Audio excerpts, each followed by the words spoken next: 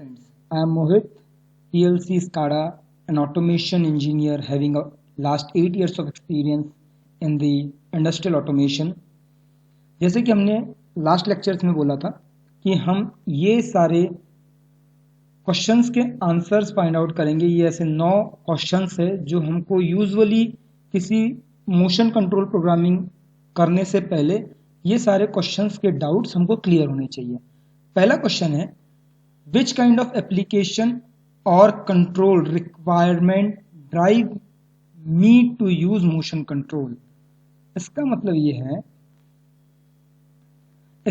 ये है कि हम किस टाइप के मोशन कंट्रोल्स के लिए क्या यूज करने वाले हैं और कौन सा पीएलसी यूज करने वाले हैं और किस प्रकार का कंट्रोलर यूज करने वाले हैं। हमारी इंडस्ट्रीज के अंदर में डिफरेंट एप्लीकेशंस है मोशन कंट्रोल के। अगर से मैं स्पीड सेट पॉइंट की बात करता हूं तो वहां पे पंप है, फैन है, मिक्सर है, कन्वेयर बेल्ट है, ऑक्सिलरी ड्राइव है, जिसके अंदर में हमको स्पीड का कंट्रोल चाहिए होता है। हमारे लिए इंपॉर्टेंट था स्पीड वेरिएशंस के लिए, कन्वेयर की स्पीड कम ज़्यादा करना, फैन की स्पीड कम, आईडी फैन की स्पीड कम ज़्यादा करना, पंप की स्पीड, मिक्सर की स्पीड, वहां जहां पर स्पीड मैटर करता है उसको बोलते हैं स्पीड कंट्रोल। दूसरा मोशन कंट्रोल का पार्ट है पोजिशनिंग कंट्रोल। पोजिशनिंग कंट्रोल के अंदर में हमारे पास अलग अलग पोजीशन कंट्रोल्स होते हैं, जैसे कि शेयर है, या फिर आपका कोई कटिंग मशीन है, स्लेटिंग मशीन है, या फिर आप देख लेते हैं सीसीएम है, या फिर आप पोजीशनिंग कंट्रोल जहां पर आपको मोटर का पोजीशन बहुत ज़्यादा मैटर करता है, 0% एरर, मतलब 0.0% एरर हमको टॉलरेंस नहीं है, जहां पे मोशन की एक्यूरेसी बहुत ज़्यादा हाई रहती है, पोजीशन की एक्यूरेसी बहुत ज़्यादा हाई रहती है। उस केस में हम जो एप्लीकेशन यूज करते हैं उसको बोलते हैं पोजीशनिंग कंट्रोल सिस्टम। उसके बाद है कोऑर्डिनेशन। कोऑर्डिनेशन में सिंक्रोनाइज एक्सिस, क्रॉस कटर और फ्लाइंग शेयर्स, जिसके अंदर में कोऑर्डिनेशंस बोले तो दो अलग अलग ऑपरेशंस का हमको सिंक्रोनाइजेशन करना है, दो अलग अलग मशीन का, दो अलग अलग मोटर्स का सिंक्रोनाइजेशन करना है।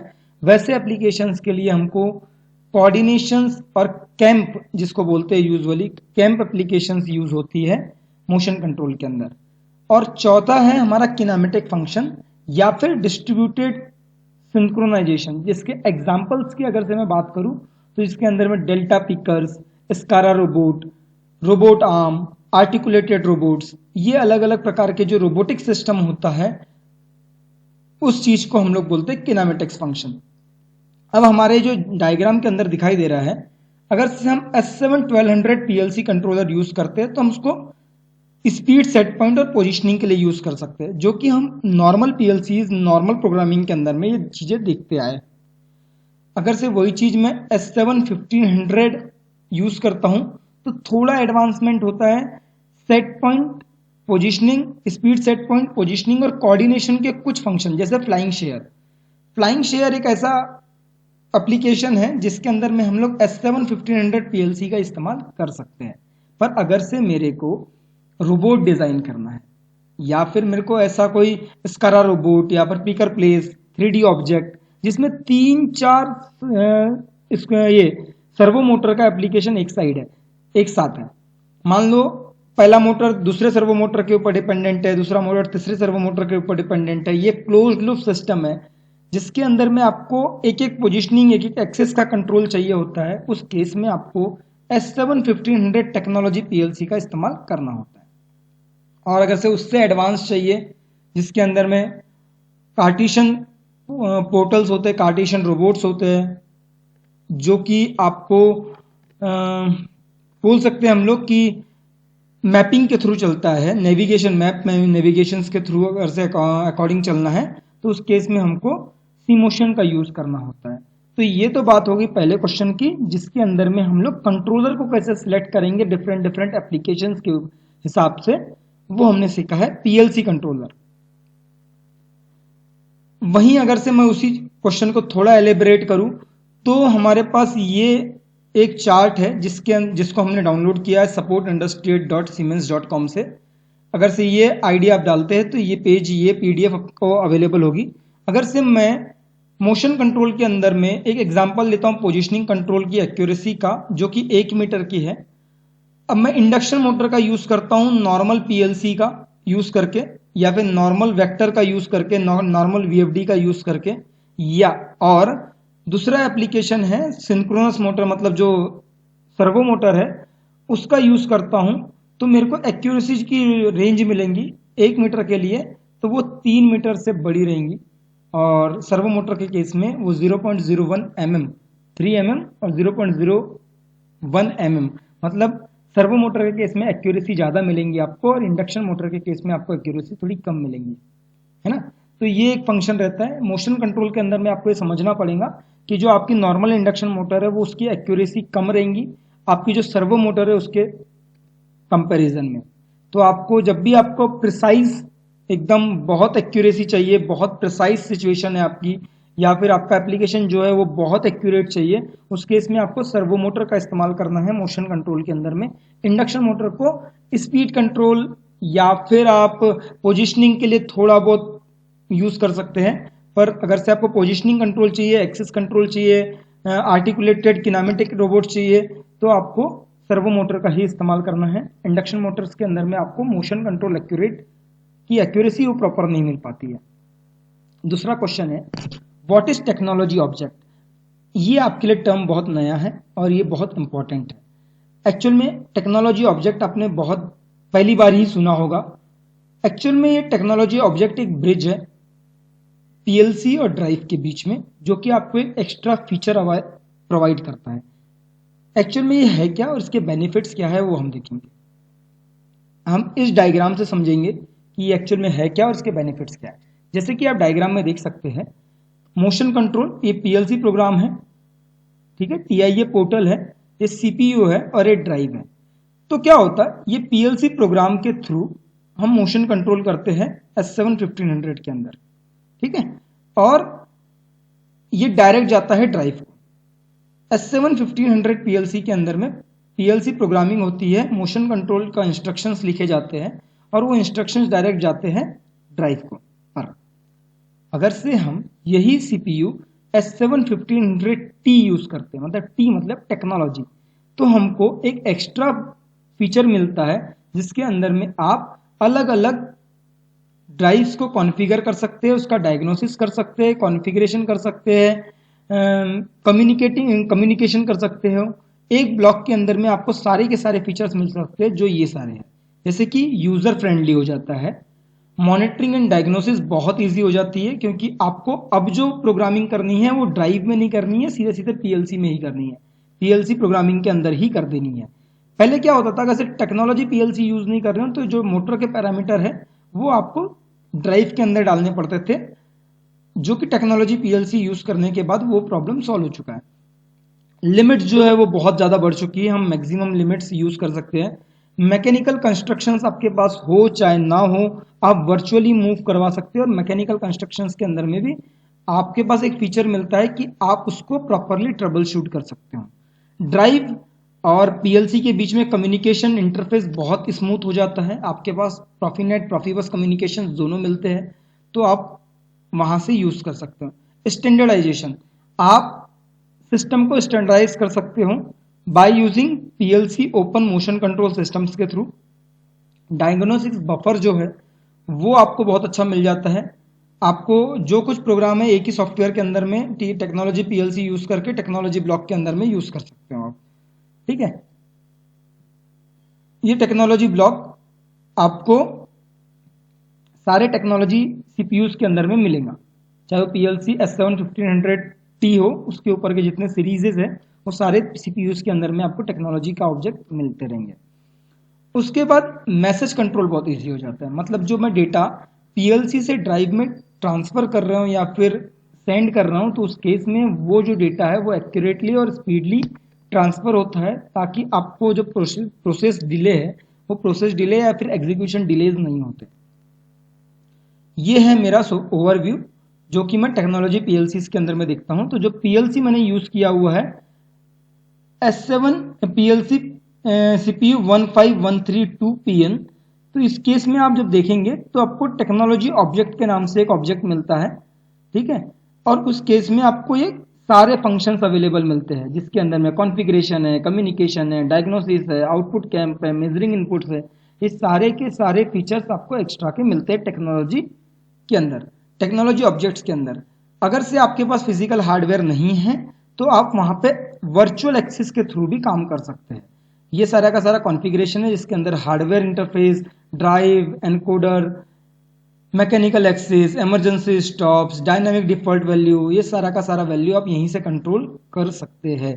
एक ड्राइव को आप सीपीयू के अंदर से ही कंट्रोल कर सकते हैं। ड्राइव को आप ड्राइव को हार्डवेयर ही आपको कंट्रोल करने की जरूरत नहीं पड़ेगी।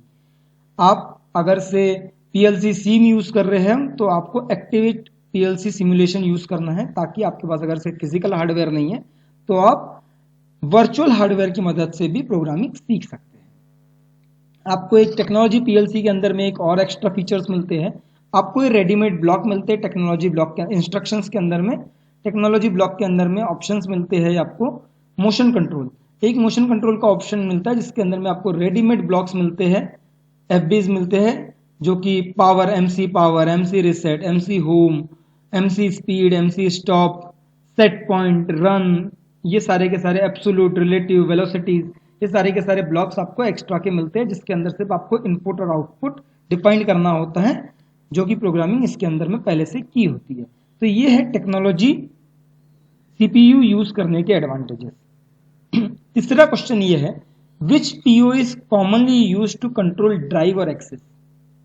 कौन सा टीओ यूज करना है और क्यों यूज करना है, कहाँ यूज करना है ना, तो वो हम चीज देखेंगे। एक्चुअल में हमारे पास जो टेक्नोलॉजी ऑब्जेक्ट्स है वो बेसिकली 5 टाइप के टेक्नोलॉजी ऑब्जेक्ट है। पहला है स्पीड कंट्रोल, दूसरा है पोजिशनिंग एक्सेस, तीसरा है सिंक्रोनाइज एक्सेस, चौथा है कैम और पांचवा है किनेमैटिक्स।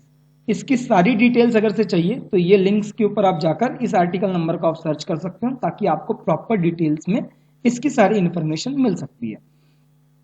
तो आप यहाँ पे डिफरेंस एक देख सकते हो कि स्पीड, पोजिशनिंग और सिंक्रोनाइजेशन S7 1500 में दिखा रहा है, और दो एक्स्ट्रा फीचर कैम्प और किनेमैटिक्स S7 1500T पीएलसी के अंदर दिखा रहा है। तो ये फंक्शंस होते हैं टेक्नोलॉजी पीएलसीज के। अगर से आपको ये तीनों चीजें हैं, तीनों चीज एप्लीकेशन में है आपके, तो आपको S7 1500 पीएलसी यूज करना है, और अगर से आपको किनेमैटिक्स या कैम्प फंक्शन यूज करना है तो आपको S7 1500T पीएलसी यूज करना होगा। तो ये है। चौथा क्वेश्चन है, what kind of application need to use S7 1500T instead of S7 1500।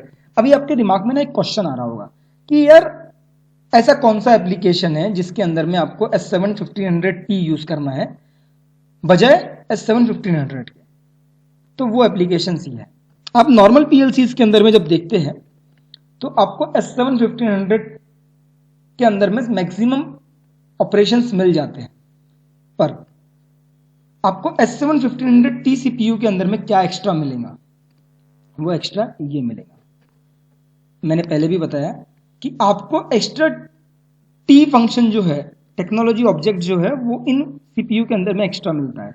जैसे कि आप आउटपुट कैंप, मेजरिंग इनपुट्स अगर से यूज करते हो, या सेट पॉइंट यूज करते हो, या पोजिशनिंग एप्लीकेशन यूज करते हो, तो उस केस में तो आपको S7 1500 पीएलसी यूज कर सकते हो। ऐसा मत समझिए कि ये ब्लॉक्स S7 1500 के अंदर में नहीं है, ये ब्लॉक S7 1500 पीएलसी के अंदर में भी है। पर S7 1500T पीएलसी आपको क्या प्रोवाइड करती है? S7 1500 पीएलसी आपको प्रोवाइड करती है कैंपिंग गियरिंग, ठीक है। दूसरा प्रोवाइड करती है किनेमैटिक फंक्शन। अब आप ना एक कंफ्यूज हो रहे होगे, किनेमैटिक फंक्शन होता क्या है? एक्चुअल में किनेमैटिक फंक्शन होता है रोबोटिक सिस्टम। जैसे ये कार्टेशियन रोबोट है ना, जिसके अंदर में आपको अलग अलग एक्सेस के ऊपर, टीसीपी के ऊपर काम करना है। रोलर पिकर है ना, इसके अंदर में 2 से 3 एक्सेस एक साथ में काम कर रही है। स्कारा रोबोट्स, जिसके अंदर में आपको 4 एक्सेस एक साथ में काम कर रही है, A1, A2, A3, A4। Articulated robots है ना, आर्टिकुलेटेड रोबोट बोले तो 6 एक्सेस रोबोट, जिसके अंदर में 6 एक्सेस रहती है। पहली एक्सेस, दूसरी एक्सेस, तीसरी एक्सेस, चौथी एक्सेस, 5वीं एक्सेस और ये 6वीं एक्सेस। 6 एक्सेस एक साथ में काम करती है। डेल्टा पिकर 2D 2 एक्सेस काम कर रही है, मतलब 3 एक्सेस काम कर रही है। पैरेलल मूवमेंट, हॉरिजॉन्टल मूवमेंट और वर्टिकल मूवमेंट। डेल्टा में 3D all over the around the world देख सकती है, ऑपरेशन परफॉर्म कर सकती है। सिलेंड्रिकल ऑप्शंस के अंदर में आपके पास हॉरिजेंटल, वर्टिकल, क्रॉस, पैरेलल, ये सारे के सारे फंक्शंस एक साथ यूज होते हैं। ट्राइपॉड्स के अंदर में भी आपको ये टेक्नोलॉजी पीएलसीज का इस्तेमाल करना होगा, क्योंकि यहाँ पर 4 से 5 मोटर्स एक साथ में काम करती है। तो इस केस में इस फंक्शंस के अंदर में आपको टेक्नोलॉजी पीएलसीज का इस्तेमाल करना है, जो कि S7-1500T पीएलसी है बजाय S7-1500 की। 5वां क्वेश्चन ये क्या है? How to select proper S7-1500 और S7-1500। भाई देख, हम लोग ना एक इंसान है। अब हमको टेक्नोलॉजी पीएलसी के सारे फीचर्स अवेलेबल पता नहीं है, टेक्नोलॉजी S7-1500 पीएलसी के सारे फीचर्स पता नहीं है, और हम याद भी नहीं रख सकते। तो फिर हम इसको सिलेक्ट कैसे करें? तो हमारे पास एक फ्री का सॉफ्टवेयर अवेलेबल है, एक तो ये, या फिर दूसरा तरीका है कि S7-1500 में और S7-1500T पीएलसी के अंदर में हमको एक्स्ट्रा क्या मिलेगा। ये हमको पैरामीटर्स मैक्सिमम टाइम सेम ही है। दूसरा एक हमको जो मिलता है वो ये फंक्शन है, एक्सटेंडेड मोशन कंट्रोल रिजोल्यूशन। जैसे कि जो मैंने बोला, इस फंक्शन के अंदर में एक्स्ट्रा हमको मोशन कंट्रोल का रिजोल्यूशन मिलता है S7T पीएलसी के अंदर, S7-1500T पीएलसी के अंदर। यहां पर आप देख सकते हैं एक्सटेंडेड मोशन कंट्रोल रिजोल्यूशंस मिलते हैं 40। अगर से ये मॉडल का पीएलसी लेते हो तो 120, ये मॉडल के पीएलसी लेते हो तो 192, और ये पीएलसी मॉडल का पीएलसी लेते हो तो 256। ये एक्स्ट्रा हमको फीचर्स मिलते हैं टेक्नोलॉजी पीएलसी के अंदर। अगर से हमको किनेमेटिक ऑपरेशन या फिर camping operation, camping gearing operation use करना है, तो आपको ये फीचर्स की रिक्वायरमेंट पड़ेंगी, जिसके अंदर में आपको टेक्नोलॉजी पीएलसी इस्तेमाल करना है। अगर से आपको ये फीचर्स की इस्तेमाल नहीं पड़ रही है, तो आप नॉर्मल स्टैंडर्ड सीपीयू भी इस्तेमाल कर सकते हो, क्योंकि पैसा मैटर करता है। क्योंकि S7-1500T पीएलसी जो है वो महंगा आता है, और S7-1500 पीएलसी थोड़ा कॉस्ट में सस्ता आता है। तो इस केस में आपको ये डिसाइड करना पड़ेगा कि आपका एप्लीकेशन एक्चुअल में क्या है। अगर से आपका एप्लीकेशन डिमांड करता है कि आपको ये फंक्शन चाहिए, तो ही आपको टेक्नोलॉजी पीएलसी की तरफ जाना है, वरना आपको S7-1500 के अंदर में बाकी सारे फीचर्स अवेलेबल है। अब इसको सिलेक्ट कैसे करेंगे मैं, है ना? अभी मेरे पास सिलेक्शंस का एक प्रोसीजर था, मैंने वो ये ब्लॉक के अंदर में तुम्हें को समझ में आ गया कि ये फंक्शन चाहिए। पर अब मेरे में ना हम थोड़े से आलसी है, तो हमको एक सॉफ्टवेयर सीमेंस की तरफ से मिलता है जिसको बोलते हैं TIA selection tool. TIA selection tool ये ऑनलाइन ऑफलाइन दोनों में अवेलेबल है। ऑफलाइन यूज करके डाउनलोड करके एप्लीकेशन आप इंस्टॉल कर सकते हो अपने लैपटॉप या पीसी में, या फिर ऑनलाइन आपके पास साइट्स पे अवेलेबल है। तो यहां पर आप अपने मोशन कंट्रोल का एप्लीकेशन वाइज डाल दीजिए। जैसे कि use motion control, yes motion control के लिए ही यूज कर रहा हूँ। मोशन कंट्रोल फंक्शनलिटी, कौन सा मोशन कंट्रोल यूज कर रहा हूँ? स्टैंडर्ड मोशन कंट्रोल यूज कर रहा हूँ। किनेमेटिक कर रहा हूँ, या फिर पोजिशनिंग कर रहा हूँ, सिंक्रोनाइजेशन करना है, गियरिंग कैंपिंग करना है, स्पीड कंट्रोल करना है, तो यहाँ पर आप डाल सकते हैं। जैसा आपका एप्लीकेशन वैसा सीपीयू यहाँ पे वो सिलेक्ट करके देगा। दूसरा, मोशन कंट्रोल साइकिल, कितनी साइकिल है? 2। स्पीड कंट्रोल नहीं करना है। पोजिशनिंग एक्सेस 6 पोजिशनिंग है, मतलब किनेमेटिक्स रोबोट्स के लिए है मेरा 6 पोजिशनिंग है ना? तो इस केस में गियर कैंपिंग है, यस है, कैंप है, नहीं है। तो जैसे ही आप ये करोगे और अप्लाई कंपेयर करवाओगे, तो आपके पास यहाँ पे सुटेबल सीपीयूज आ जाएंगे। सुटेबल सीपीयूज आने के बाद यहाँ पर आपको कलर कोडिंग मिल रही है। यहाँ पर दिखा रहा है कि रेड रेड रेड, मतलब ये यूज तो कर सकते हैं, पर आपके लिए ना ये कंफर्टेबल नहीं है, फ्यूचर में स्कोप नहीं है, इसमें लिमिटेशंस है। पर ये जो ग्रीन सीपीयूज दिखा रहे हैं, ये आपके लिए, आपके एप्लीकेशन के वाइज बहुत सुटेबल है, और ये आप अपने एप्लीकेशंस के अंदर में यूज कर सकते हो। तो याद रखिएगा, TIA सिलेक्शन टूल ये एक सॉफ्टवेयर का नाम है, एक साइट का नाम है, सॉफ्टवेयर का नाम है, जिसके अंदर में आप जाकर अपने पीएलसी, सिर्फ मोशन कंट्रोल के लिए नहीं, आप इसमें सीपीयू सिलेक्ट कर सकते हो, ड्राइव सिलेक्ट कर सकते हो, इसमें IO modules, input cards, output card, जैसे सीमेंस का जितना भी फंक्शंस है, वो सिर्फ आप एप्लीकेशन डालिए, सीमेंस की साइट आपको खुद बता देंगी कि कौन सा सीपीयू, कौन से मॉडल का, कौन सा ड्राइव, कौन सा मोटर, किस मेक का, कितना एम्पेयर का, कितना मॉडल नंबर, सारा कुछ आपके पास सामने आ जाएगा और आपको कोई मेहनत करने की जरूरत नहीं है। सिर्फ टीआईए सिलेक्शन टूल आपको हैंडल करते आना चाहिए, जिसकी मदद से आप सारा का सारा इक्विपमेंट सिलेक्ट कर सकते हैं। चौथा पॉइंट, सॉरी माय मिस्टेक, छठवां पॉइंट, छठवां क्वेश्चन क्या है? What are the mainstream Siemens drive controller I can use? अब ये एक जादू है। सीमेंस के पास ना बहुत सारे सीपीयूज हैं, मतलब ड्राइव है। अब अलग अलग ड्राइव का अलग अलग एप्लीकेशन है, तो आप इसका स्क्रीनशॉट ले सकते हो ताकि आपको ये application wise, kilowatt wise drive selections के लिए आपको इजी जाएगा। पहला है स्टैंडर्ड परफॉर्मेंस फ्रीक्वेंसी कन्वर्टर्स। इसमें दो आते हैं, सिनेमिक V20, G120C और G120, और दूसरा आता है सिनेमिक G130 और सिनेमिक G150। अब सिनेमिक ये किलोवाट की रेंज है इसकी, और ये इसके एप्लीकेशंस अवेलेबल है। ये सारे एप्लीकेशंस के लिए यूज होता है, जैसे pump, fan, compressor, converter, belt, mixture, conveyor, ये सारे कुछ फंक्शंस के लिए यूज होता है। डिस्ट्रीब्यूटेड फ्रीक्वेंसी कन्वर्टर्स, इस केस में cinnamic G110D, G120D, G110M, cinnamic ET200PR FC2, ये इसकी किलोवाट रेंज है और इसके एप्लीकेशन है। Industry specific frequency converters, particular कभी कभी क्या होता है ना कि पेट्रोकेमिकल्स के अंदर में या ऑयल एंड गैस के अंदर में या फिर आप फूड एंड बेवरेज के अंदर में कुछ स्पेसिफिक डिमांड होती है चीज़ों की, है ना, तो उस केस में आप स्पेसिफिक कंट्रोलर्स ढूंढते हो, कन्वर्टर्स ढूंढते हो, उस केस में ये अवेलेबल है, सिनेमिक G120X और सिनेमिक G180। सर्वो ड्राइव, ये बहुत कॉमनली यूज है सर्वो ड्राइव्स के अंदर में, जो है सिनेमिक V90, सिनेमिक 110 और सिनेमिक 210। ये पोजीशनिंग कंट्रोल के लिए बहुत ज़्यादा इंपॉर्टेंट यूज होने वाली ड्राइव्स है ना। पोजीशनिंग कंट्रोल्स के अंदर में बहुत ज़्यादा यूज होती है, जहाँ पे आपका मनी मैटर्स करता है, जहाँ सस्ती ड्राइव चाहिए तो उस केस में आप ये सारी कुछ यूज़ कर सकते हैं, जिसके अंदर में machine handling, packing machine, automation assemblies, machine metal formation, printing machine, welding machine, this all are the machine जिसमें पोजीशन बहुत मैटर करता है, पोजीशन की एक्यूरेसी बहुत मैटर करती है। उस केस में आपको सर्वो ड्राइव का इस्तेमाल करना है। हाई परफॉर्मेंस फ्रिक्वेंसी कन्वर्टर्स, जहाँ पे आपको बहुत ज़्यादा परफॉर्मेंस की बहुत हाई डिमांड है, उस केस में सिनेमिक S120 और सिनेमिक S120M का इसकी किलोवाट रेंज ही है।